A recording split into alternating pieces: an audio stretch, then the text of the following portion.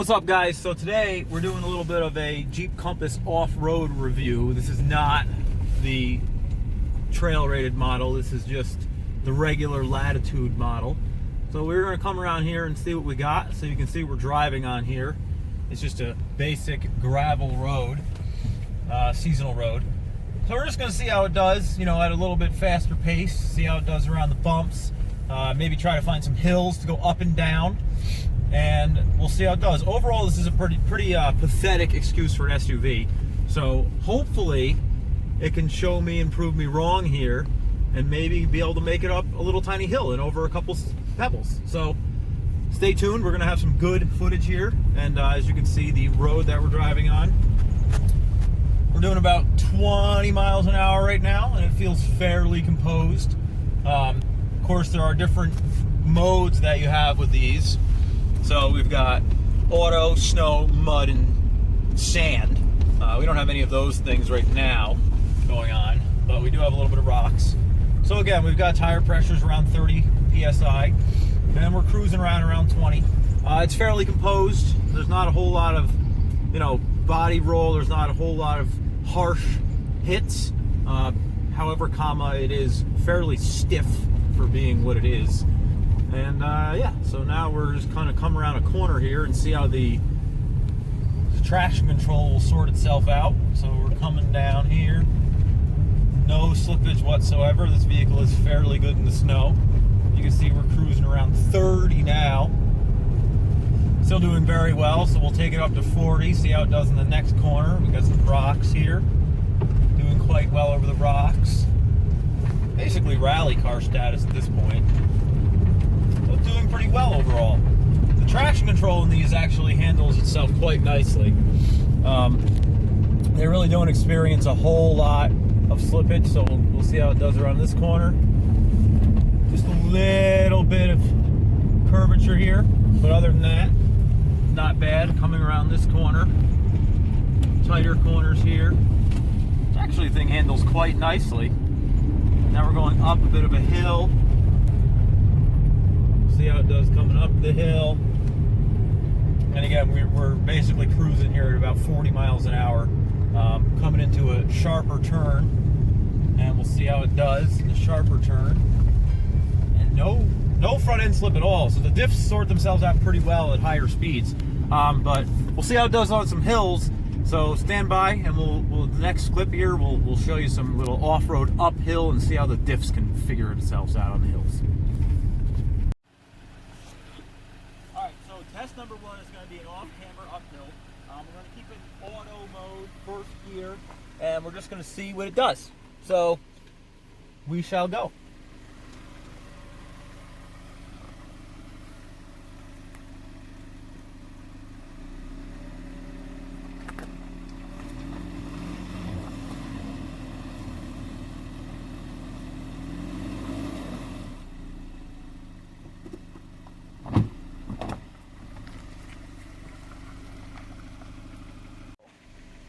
Alright, so now we're going to do four-wheel drive locked, and we're going to do it in mud mode. Again, first gear, and we're going to see if we can make it up the off-camber hill. We saw in the unlocked mode, it didn't do anything. My bet is it makes no difference.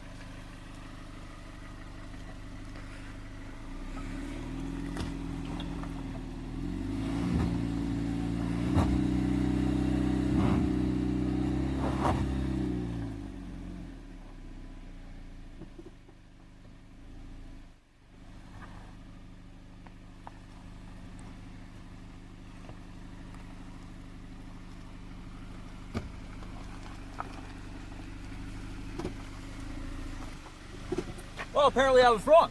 I guess the auto mud mode does make a difference. You can hear the traction control sorting it out, and I could have easily continued up that hill, but there's a stump there, so I didn't want to hit it. But pretty impressive. So I would say overall the different modes for the Jeep actually do work. It's certainly not a rock crawler, but it did a pretty good job. So yeah, not bad, Jeep. Go. So this is like going to be, I guess what you call the road test portion of our Jeep extravaganza. So on road, not terrible. Some of the downsides of this vehicle, though, on road, again, like I said when we were doing our little off-road there, the springs are like weird in the way that they're stiff. So they're stiff initially, but over bumps and over like or divots in the road, you get a lot of wallowing, so it'll feel like this. But then over sharper bumps, it's very stiff. So overall, the springs are a little bit, I would say, oversprung. As far as general handling, it feels a little bit boaty, but it's not terrible. It's fairly composed when you're, if you push it a little bit harder around some corners. As far as power is concerned, there is none, so you don't even really need to worry about that. It has a 9-speed automatic transmission that is terrible. It doesn't know when to upshift. It doesn't know when to downshift.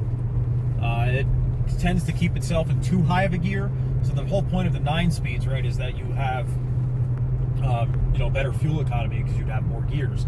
The problem is it has too many gears for only having 170 something horsepower. So once it gets up into 7th, 8th, and 9th gear, it just starts lugging the motor, and then it starts bogging down, and you can actually see your gas mileage decrease even on the gas mileage monitor in the car. So transmission is not good. The engine is not good. It's very rough. When you first start it up, it ticks. That goes away over time. Once it warms up, it goes away a little bit, but there always is that tick. And it's not a gasoline direct injection tick. It's a tick from the valves because of the way they're adjusted or not adjusted. Pennzoil Platinum oil tends to help that a little bit, but not a major amount. It does get decent gas mileage, averaging about 29 with it in just normal driving. So there's that. The interior is very comfortable, although very cheap. You have a lot of soft touch plastics in the dashboard, but this whole bezel, very cheap plastic. The steering wheel is very comfortable. It's nice and beefy. The infotainment screen, not terrible. We'll play with it while I'm driving here. But that's kind of the problem with it, is that it has so much going on that when you're driving, if you actually wanted to change something, it would be very challenging to. So we'll pull over here before we get back onto the seasonal road.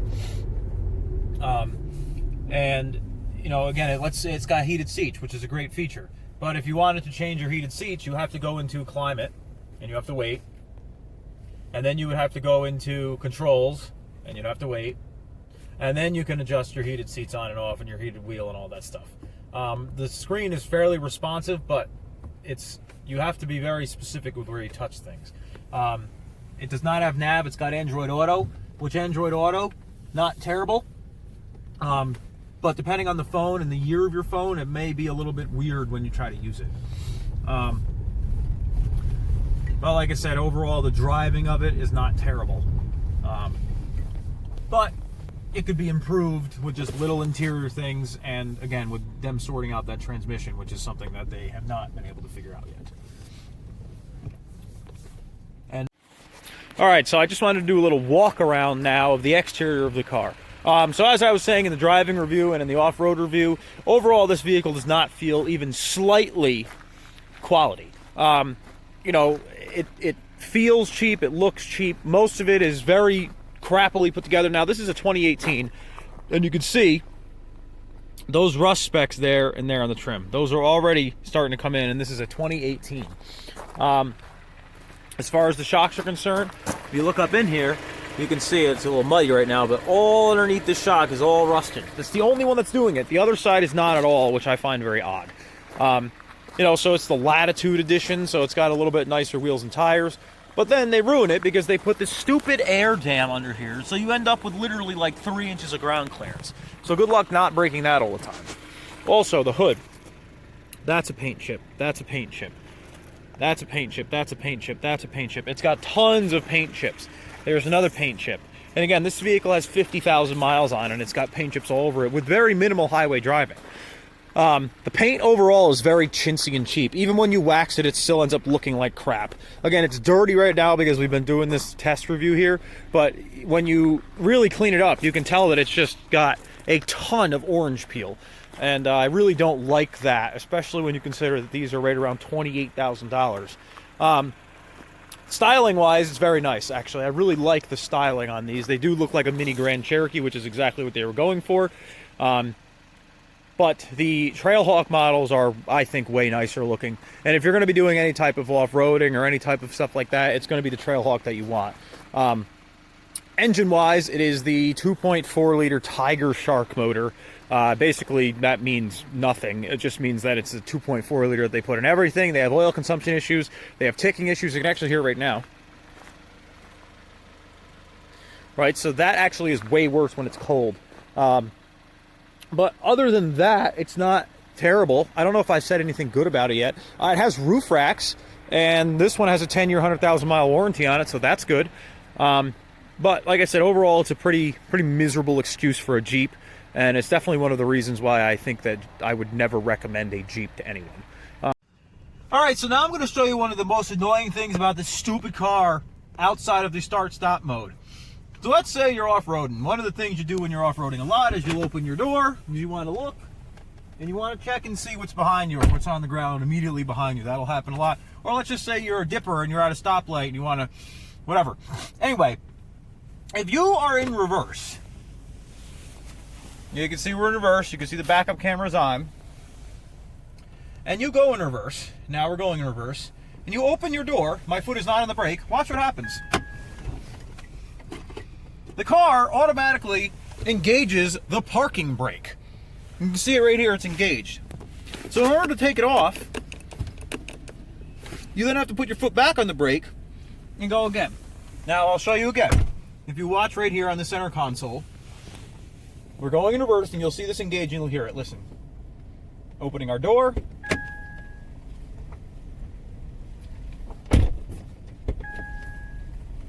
Okay, now this time it's not doing it.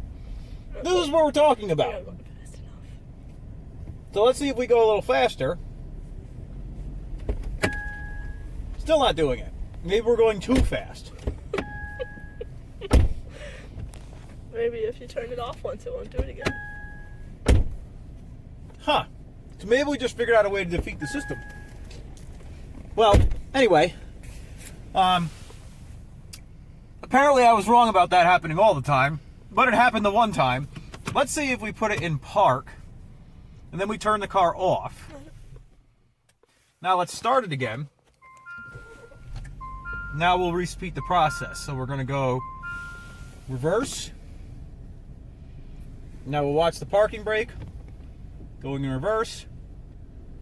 Parking brake on. Aha! That time it did it. So apparently, if you disengage it once,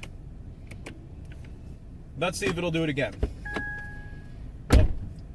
Reverse. Parking brake. Haha! Nothing. So apparently we figured out how to fix this problem. Stand by for more obnoxious things about the Jeep Compass.